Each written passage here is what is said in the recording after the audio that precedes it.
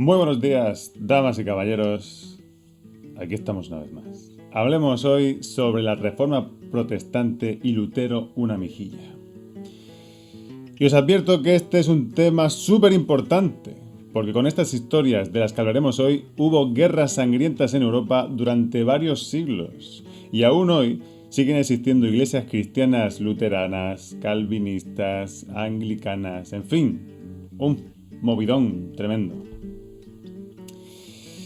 Ya debéis haber visto el vídeo de Academia Play que explica la historia de Lutero y cómo inició un movimiento religioso que rompió con la unidad de la Iglesia Católica. Aquí vemos cómo quedó Europa entre las zonas con mayoría católica, luterana, anglicana, calvinista.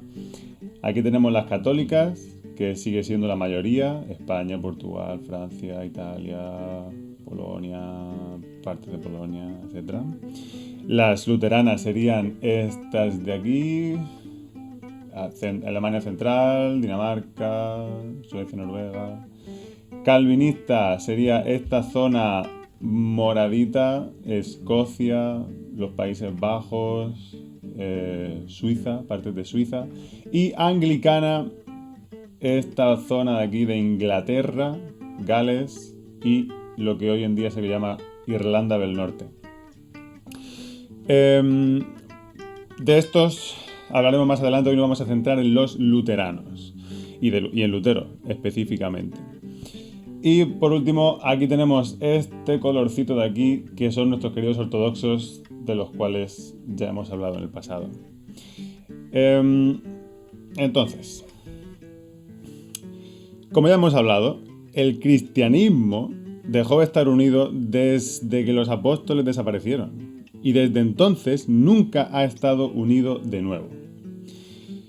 Hablamos ya sobre la ruptura del cristianismo católico y ortodoxo en la Edad Media, de cómo por las luchas de poder entre el obispo de Roma, también llamado el Papa, y el de Constantinopla, se excomulgaron mutuamente cada uno, y así se separaron en dos iglesias diferentes que continúan hasta hoy en día. Aquí están las zonas que quedaron bajo control católico, en la Edad Media estamos hablando, y las de control ortodoxo, ¿vale? En aquella época.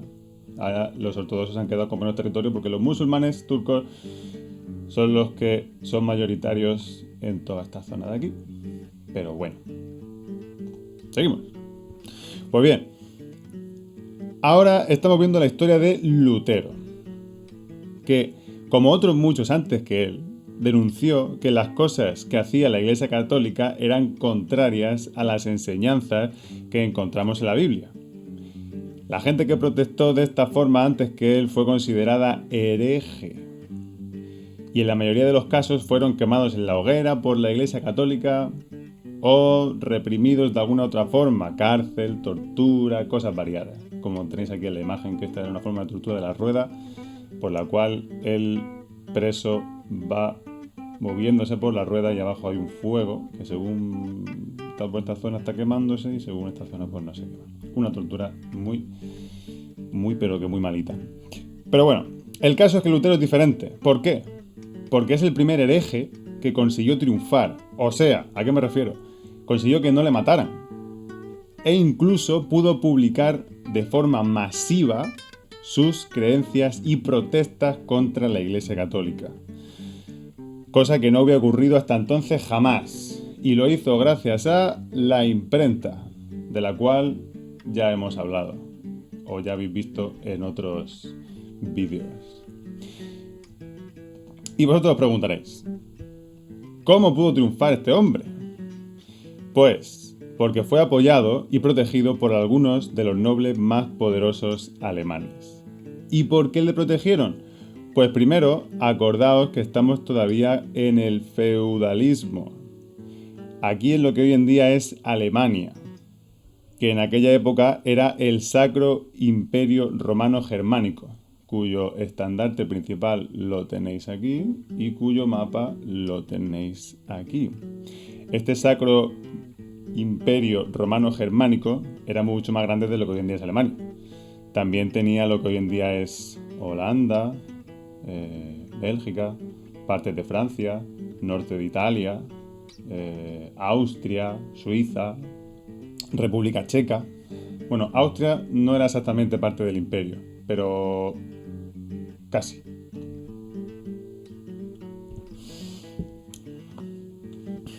Entonces, en este feudalismo, acordaos que los nobles tienen mucho poder, y a veces incluso más que los reyes.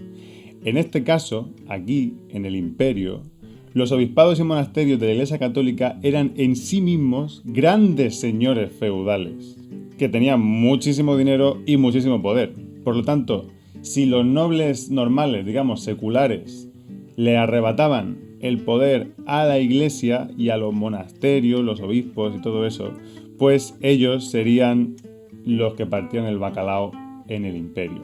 Porque el emperador en sí no tenía mucho poder real sobre los territorios. Por otro lado, el emperador, que debería ser el que mandase de verdad, apoyaba a la Iglesia Católica a tope y no quería que hubiese follones religiosos que pusieran en riesgo el orden social que se había ido estableciendo en siglos y siglos de historia, de lo cual ya estuvimos hablando cuando hablamos sobre cómo era la sociedad feudal.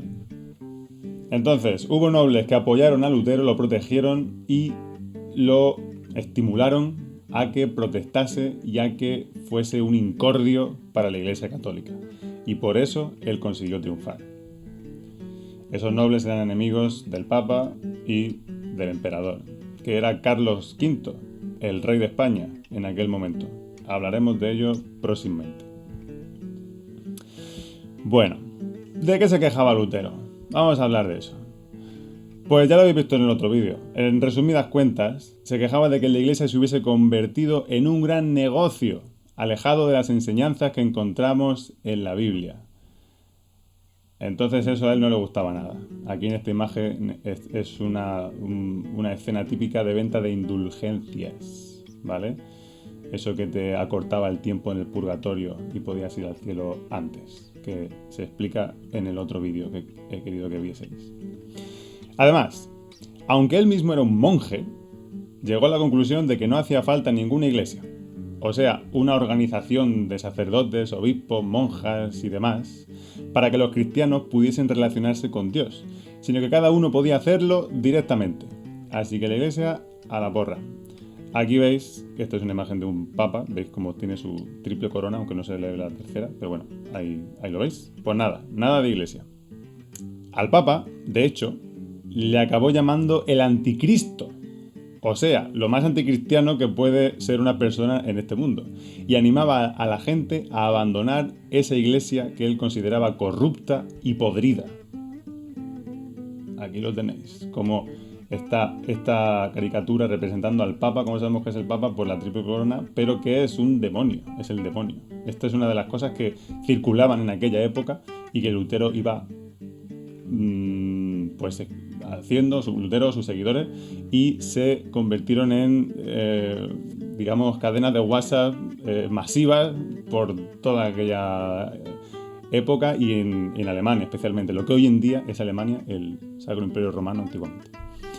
Además, la Iglesia Católica también le etiquetó a él mismo de anticristo, hijo del demonio, etc. Lo cual se convirtió en un follón tremendo que hizo que el emperador atacara militarmente a los que defendían a Lutero, a esos nobles, que ya he dicho antes que le apoyaban, y al mismo tiempo esos nobles protestantes, que protestaban contra la Iglesia y contra el emperador, pues, y defendían a Lutero, atacaron al emperador y así empezaron las guerras de religión entre católicos y protestantes. Aparte de este detalle, Lutero también pensaba que solo nos salvábamos a través de la fe en Cristo, no por nada que pudiéramos hacer en esta vida. Entonces, por ejemplo, obras de caridad pues no son esenciales o no son tan importantes para ir al cielo, sino que es la fe que tengas solamente, esa creencia en Dios, en Jesucristo y todo eso. Otra cosa más muy importante era que Lutero promocionaba la lectura y el estudio de la Biblia. Y vosotros diréis, ¿es que la Iglesia Católica no promovía la lectura de la Biblia? Pues claro que no, en esa época no. La Iglesia, de hecho, tenía prohibido traducir la Biblia en su totalidad a las lenguas vernáculas. Me estoy refiriendo al castellano, al inglés, francés, alemán. Y no promovía el que la gente supiera leer. Acordaos que esto es una época de analfabetismo en grados, vamos, casi todo el mundo, muchísima gente era analfabeta. En cambio, la Iglesia prefería que los que supieran leer fuesen los sacerdotes y monjes y así controlar mejor a la gente para que la gente obedeciera lo que ellos únicamente les podían enseñar, por tener el poder del conocimiento. Por eso es muy importante que vosotros aprendáis muchas cosas, para que no sea tan fácil controlaros.